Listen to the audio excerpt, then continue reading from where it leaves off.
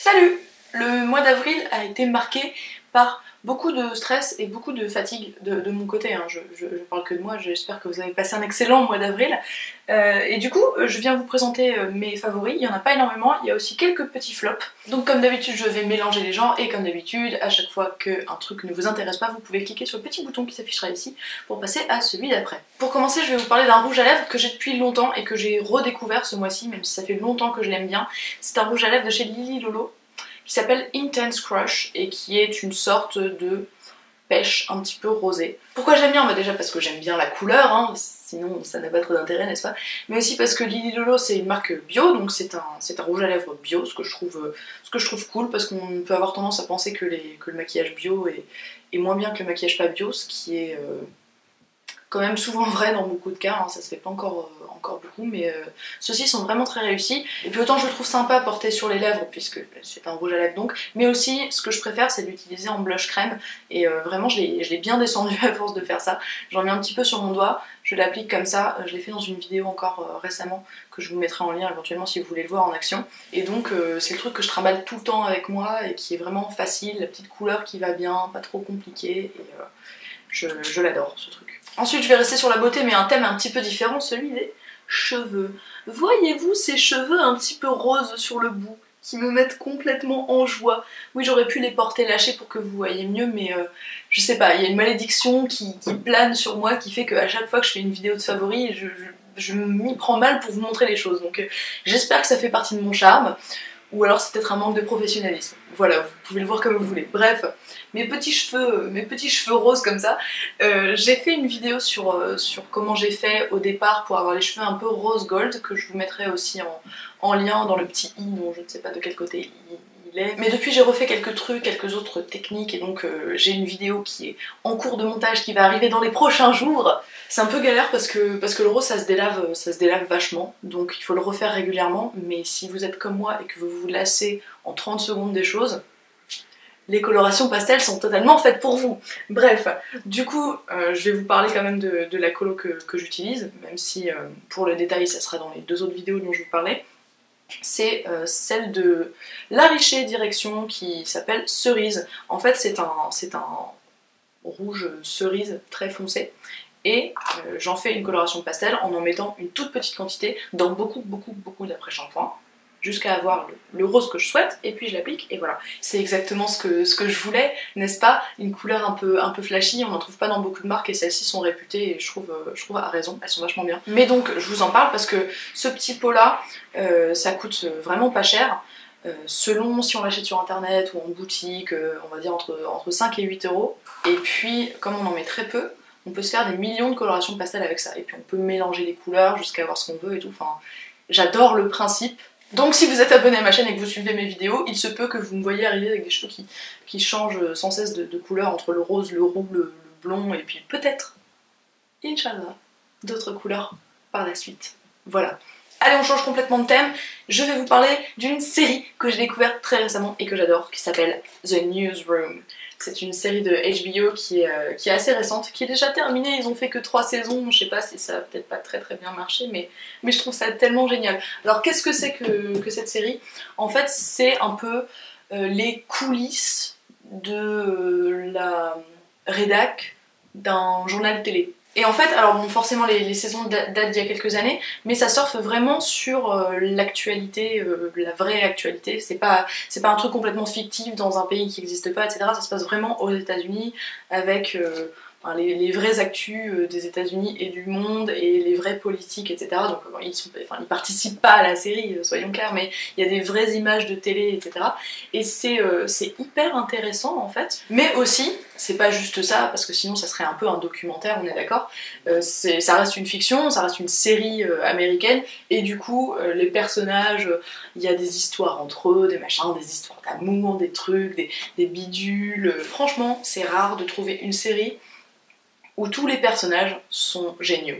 Et là, c'est le cas. Enfin, je trouve que vraiment, tous les personnages sont intéressants, bien ficelés, pas complètement caricaturaux, mais ils ont quand même des travers qui font que c'est drôle à regarder. C'est quand même une série où on se marre bien, quoi.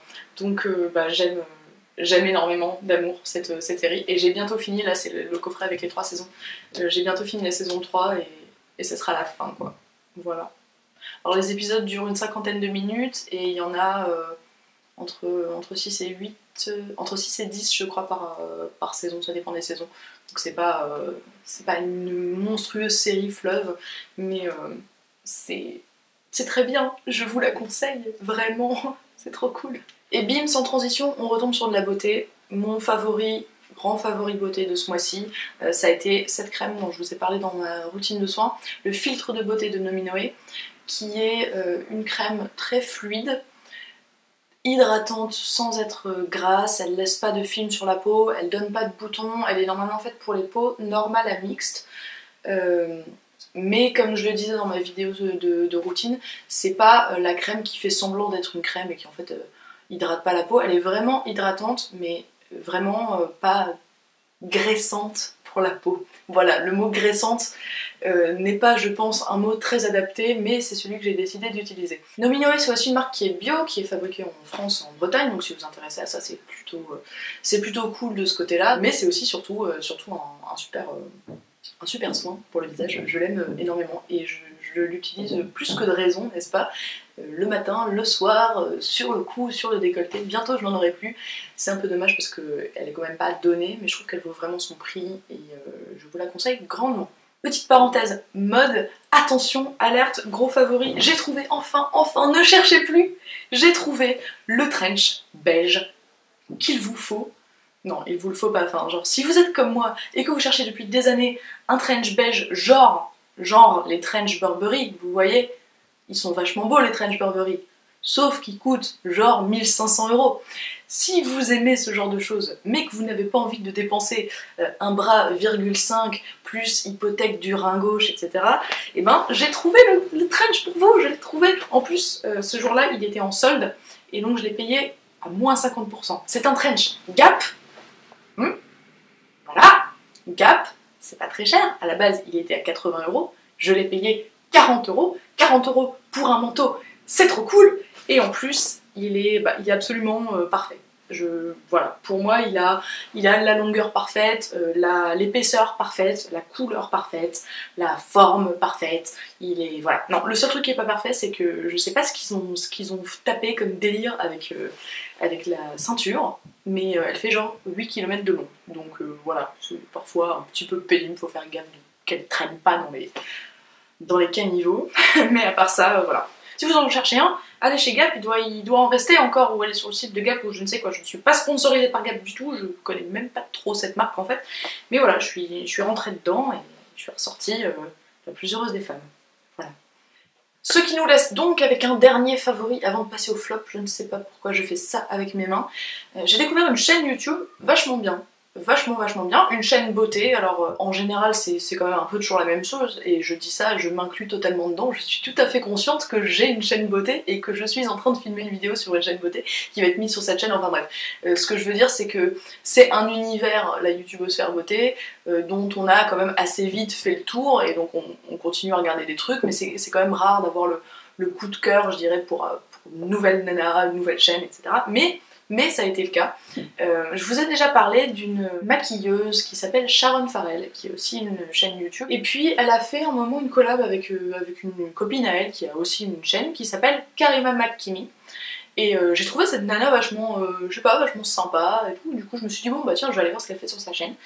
Et c'est vachement bien, c'est pro sans être froid, c'est beau, c'est bien léché. Elle m'a donné des envies de liner un peu comme ça, félin sur le côté, parce qu'elle fait souvent ça, ça lui va super bien. Alors, je me voile la face parce que ça ne me va pas aussi bien qu'elle, mais j'essaye, je n'y arrive pas, je ne sais pas, c'est pas aussi bien, mais en tout cas c'est vachement joli ce qu'elle fait. Et puis, elle a une façon de s'exprimer qui est sympa, elle est pas maniérée, et en même temps, elle est pas non plus hyper brute de décoffrage, donc je pense qu'elle est assez fédératrice comme genre de nana.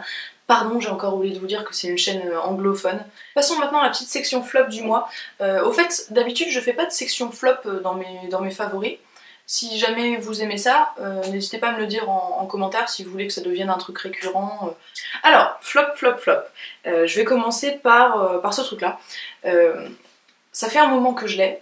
mais là il se trouve que j'ai fini mes déodorants et que du coup il me reste plus que celui-ci. Et donc j'essaye de l'utiliser, mais je n'y arrive pas en fait. Alors peut-être vous souvenez-vous de la Marie d'il y a quelques mois, d'il y a quelques années, qui vous parlait sans cesse du déodorant crème Soap Voilà, qui est une marque bio. C'est un déodorant hyper efficace, sans sel d'aluminium et crasse un peu controversée qu'on peut trouver dans les déodorants, mais qui a l'inconvénient d'être un peu irritant parce qu'il contient des huiles essentielles. Et puis on m'avait parlé des déodorants de la marque Schmitz qui sont en fait censés être un peu pareils et qui donc n'ont pas de parfum et n'ont pas d'huiles essentielles, donc sont pas irritants. Donc je me suis dit qu'à cela ne tienne, je vais tester et tout. Et en fait ce truc là, j'arrive pas, enfin je l'utilise, hein, je me force, mais ça me gonfle. Parce qu'en fait, contrairement au Soap Voilà, il n'est pas du tout crémeux. Enfin, c'est pas vraiment une crème quoi, c'est une sorte de pâte mais hyper épaisse. C'est hyper galère d'en prélever au point qu'ils ont mis une petite spatule à l'intérieur. Et en fait, quand on arrive à en prélever, on le prend et il s'effrite et il tombe. Et du coup, quand on l'applique, genre il faut vraiment genre clac, tu le colles sous ton aisselle et tu frottes parce que sinon ça tombe en morceaux partout. Et enfin, vraiment, alors il est assez efficace, je trouve. Je l'ai pas crash testé dans des conditions aussi extrêmes que le Soap Voilà, mais je dois dire que j'ai pas de problème d'odeur, donc j'en déduis que c'est un déodorant qui marche quoi. Mais par contre c'est vraiment trop chiant. Enfin, moi quand je me mets du déo le matin en sortant de ma douche, il faut que ça prenne 30 secondes, il faut pas que ça prenne 8 ans. Et déjà, le déodorant en crème de Soap Voilà, je trouvais que bon, le geste était un peu pénible, mais au moins c'était pas compliqué sur le plan technique. Mais là non, enfin, c'est galère. Alors, je sais pas s'il faudrait que j'essaie de le faire chauffer, de le mélanger à plus de beurre de karité. Enfin, j'ai vraiment pas envie de faire ma cuisine avec ce truc. C'est... Ouais, non, enfin, ça marche, mais c'est trop galère, quoi. Et mon deuxième flop de ce mois-ci, vous l'avez peut-être vu un peu arriver parce que déjà j'en parlais il y a pas longtemps en disant que j'étais pas trop sûre de ce que j'en pensais. Le City Radiance de Bourjois. Je me suis fait avoir comme une bleue, je sais pas, je l'ai testé en magasin plusieurs fois en plus. J'y revenais, j'hésitais, je l'achetais pas. Je l'avais testé un peu sur ma main, je l'avais testé un peu sur ma peau pour voir si ça convenait au niveau couleur, etc. Mais j'ai pas fait vraiment un crash test en mettant vraiment sur mon visage comme ça un matin chez Monoprix pour voir après ce que ça donnait le soir. Et je pense que j'aurais dû faire ça parce que clairement il y a des inconvénients à ce truc là. Alors commençons par ses avantages. Il est très joli sur la peau. Il n'y a pas de souci quand on l'applique, c'est vraiment couvrance moyenne, fini, satiné, mais vraiment lumineux, pas de souci de ce côté-là. Par contre, il tient pas, ou mal, en fait il part au cours de la journée, il migre dans des zones un peu cheloues, genre il vient se foutre dans les zones sèches, dans les petites zones de sécheresse du visage, alors que quand on l'applique ça va, et à la fin de la journée, vraiment, genre c'est... Ma peau est dans un état beaucoup plus moche que si j'avais pas mis de maquillage du tout quoi. Au moment où je me démaquille, je fais ah bah tiens ma peau en fait elle est pas si horrible que ça en fait. Il vieillit de façon chelou. Et en plus de ça, un autre inconvénient, c'est qu'il est hyper parfumé, mais genre hyper parfumé. Pourquoi? Enfin les gars, honnêtement, pour quelle raison? Vous faites des trucs qu'on met sur son visage, essayez que ce soit pas des trucs genre hyper allergisants et tout ça, donc c'est dommage quoi. J'y croyais à ce truc, je trouvais qu'il avait un joli fini et puis il avait une protection solaire de 30, je trouvais ça cool, mais non, voilà, je vous le conseille pas. Bon bah sur ce, j'ai fini de vous présenter mes favoris. Avant de vous laisser, je vais juste vous faire un tout petit update sur j'allais dire sur ma vie en fait, enfin je vais pas trop vous raconter ma vie, mais sachez que depuis très récemment j'ai commencé une formation en alternance qui va me prendre beaucoup de temps et beaucoup d'énergie, et je suis ravie de faire ça, il n'y a pas de souci, je viens pas là pour m'en plaindre, bien au contraire. Simplement je voulais vous dire que il risque d'y avoir un peu moins de vidéos sur ma chaîne parce que je pense que j'aurai simplement beaucoup moins le temps de filmer et de préparer des vidéos. Je suis pas en train de vous dire que ma chaîne va s'arrêter, au contraire, je vais continuer à publier, il n'y a pas de souci, je continuerai à être là et à répondre aux commentaires. Mais voilà, si vous me voyez publier un peu moins que d'habitude, il faudra pas vous inquiéter, simplement parce que je suis beaucoup plus occupée. En tout cas, j'espère que vous allez tous et toutes très bien, que vous allez passer un excellent mois de mai, et je vous dis à très bientôt. À bientôt dans une prochaine vidéo. Ciao!